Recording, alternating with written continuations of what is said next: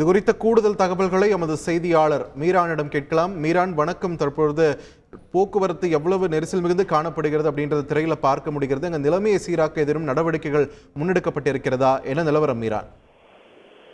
வணக்கம். சென்னை மற்றும் சென்னை புறநகர் பகுதியில் நேற்று மாலை முதல் வானம் மேகமூட்டத்துடன் காணப்பட்ட நிலையிலிருந்து இரவு மற்றும் அதிகாலையில் லேசான மழை பெய்து வந்தது. இன்று காலை முதலே சென்னை புறநகர் பகுதி முழுவதுமாகவே வான மேகமூட்டத்துடன் காணப்பட்ட நிலையில் பல இடங்களில் லேசான மழை பெய்து வந்தது. தற்போது சென்னை புறநகர் பகுதியை பொறுத்த வரைக்கும் குரோம்பேட்டை, தாம்பரம், பல்லாவரம் பகுதியில் 11 மணி முதல் ஒரு கனமழை பெய்தது. இதன் காரணமாக ஜிஎஸ்டி சாலையில் கடுமையான ஒரு போக்குவரத்து நெரிசல் ஏற்பட்டது. ஜிஎஸ்டி சாலையின் இரு பகுதியிலும் வாகனங்கள் அணிவகுத்து நின்றன. மழையின் காரணமாக சாலையில் ஏராளமான இருசக்கர வாகனங்களில் வந்தவர்கள் சாலை ஓரமாக வாகனங்கள் நிறுத்திவிட்டு மழையில் நனையாமல் அவர்கள் சென்று கொண்டிருந்ததால் சாலை முழுவதுமாகவே கடுமையான ஒரு போக்குவரத்து பாதிப்பு ஏற்பட்டது.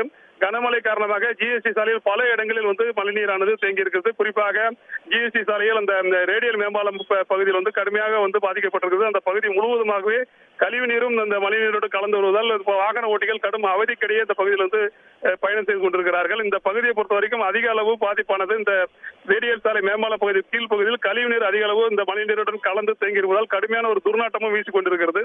இந்த பகுதியில் மழைநீரை வெளியேற்ற நடவடிக்கை எடுக்க வேண்டும் என்று வாகன ஓட்டிகள் கோரிக்கை விடுத்திருக்கிறார்கள்.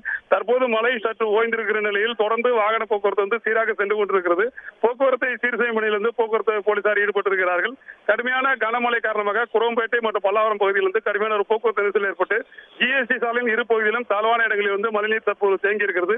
மழைநீரை அகற்ற நடவடிக்கை எடுக்க வேண்டிய ஒரு கோரிக்கையும் வாகன ஓட்டிகள் எழுப்பியிருக்கிறார்கள். நன்றி மீரான், உங்கள் விரிவான தகவல்களுக்கு. செய்திகளை உடனுக்குடன் தெரிந்து கொள்ள உடனே சப்ஸ்கிரைப் பண்ணுங்க.